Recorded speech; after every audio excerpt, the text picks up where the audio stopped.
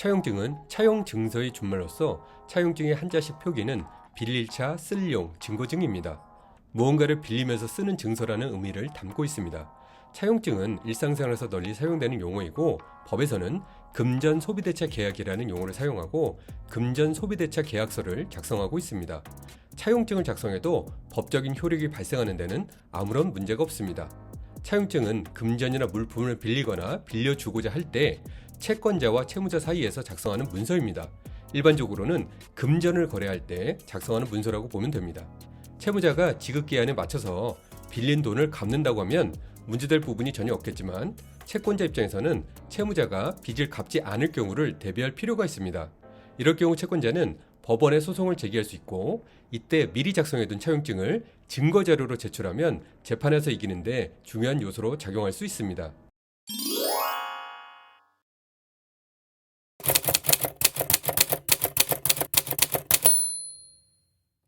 차용증은 채무자가 작성하여 채권자에게 전달하는 형태 또는 채권자와 채무자가 같이 작성하여 각자 한 부씩 나눠 갖는 형태로 진행하게 됩니다. 차용증을 작성할 때 들어가야 할 주요 내용은 1.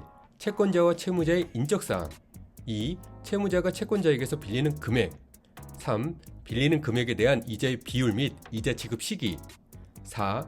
언제까지 갚겠다는 변제 기일 5. 만기일에 변제할 변제 장소 6. 만기일에 변제하지 않을 경우의 위약금 조항 7. 이자 지급일에 이자를 지급하지 않을 때의 불이익 등 특약 조항 8. 작성한 날짜와 채권자 및 채무자의 도장날인 또는 서명 등입니다. 각 내용에 대해서 좀 더 구체적으로 설명해 드리면 1. 채권자와 채무자의 인적사항 채권자와 채무자의 인적사항은 가급적 성명, 주민등록번호, 주민등록상 주소, 연락처를 기재하는 것이 좋습니다. 해당 인적사항은 신분증과 비교하여 정확한 정보인지 확인합니다. 2. 채무자가 채권자에게서 빌리는 금액에 원금을 기재하며 금액은 착오를 방지하기 위하여 한글과 아라비아 숫자로 나란히 기재하는 것이 좋습니다. 3. 빌리는 금액에 대한 이자의 비율 및 이자 지급 시기 이자의 유무에 따라 무이자 대차인지 유이자 대차인지 기재해야 합니다. 이자가 있으면 이율을 기재해야 하며 특별히 이율을 기재하지 않은 경우 법정 이율인 연 5%가 적용됩니다. 이율은 이자 제한법이 정하는 최고 이자율을 초과하지 못하고 대통령령으로 구체적인 이율을 정하게 되어 있습니다.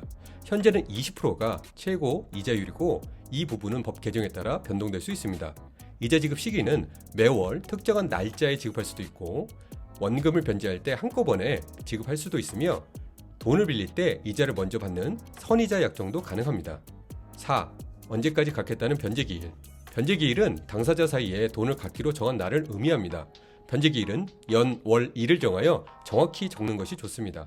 만약 빌린 돈을 한꺼번에 갚지 않고 나누어서 갚기로 당사자끼리 약정한 경우에는 그 뜻을 기재하고 나눠서 받기로 한 날짜를 적어줍니다. 변제기일에 대해 약정하지 못한 경우에는 채권자가 변제를 청구한 뒤 상당한 기간이 지나면 변제기가 도래한 것으로 됩니다. 5. 만기일에 변제할 변제 장소 변제 장소를 당사자 사이에 별도로 정하지 않았다면 채권자의 현 주소가 변제 장소가 됩니다. 양 당사자 모두에게 편리한 장소가 있으면 변제 장소를 별도로 정하여 차용증에 기재하면 되는데 요즘은 계좌이체를 많이 이용하기 때문에 채권자의 은행 계좌 정보를 기재하는 편입니다. 6. 만기일에 변제하지 않을 경우의 위약금 조항 채무자가 만기일에 채무를 변제하지 않을 경우 이에 따른 손해배상액을 정해서 기재할 수 있습니다. 7. 이자 지급일에 이자를 지급하지 않을 때의 불이익 등 특약 조항 이자 지급일에 이자 지급이 안 된다면 즉시 채무 원금 및 잔액을 일시불로 청구할 수 있고 연체일부터는 지연이자에 대한 규정을 두어 채무자에게 불이익을 줄 수도 있습니다. 8. 작성한 날짜와 채권자 및 채무자의 도장날인 또는 서명 차용증은 작성한 날짜를 기재하고 채권자와 채무자가 각자 도장을 날인하거나 서명해 줍니다. 차용증 양식에 따라 채권자는 도장날인 또는 서명을 안 할 수도 있으나 채무자에게는 꼭 도장날인 또는 서명을 받아야 합니다.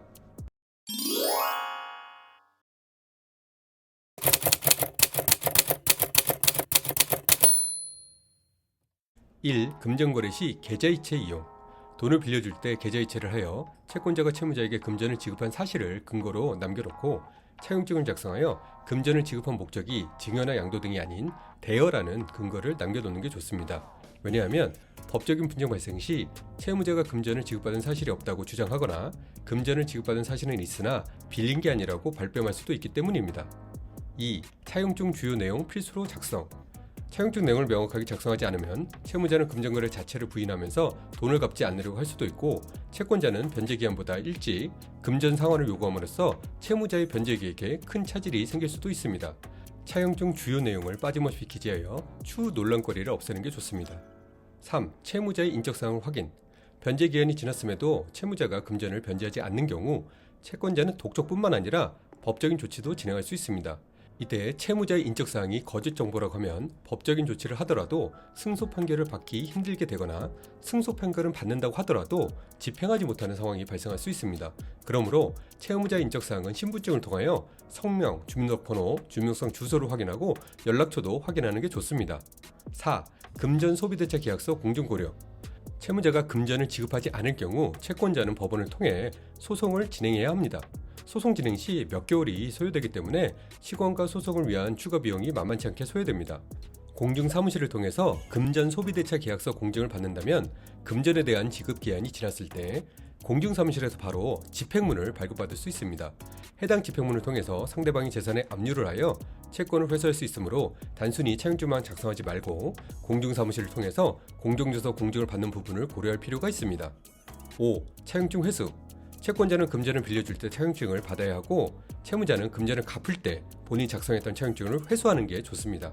회수하지 않은 차용증으로 인해 이중으로 법적인 조치가 들어오는 걸 방지할 필요가 있습니다.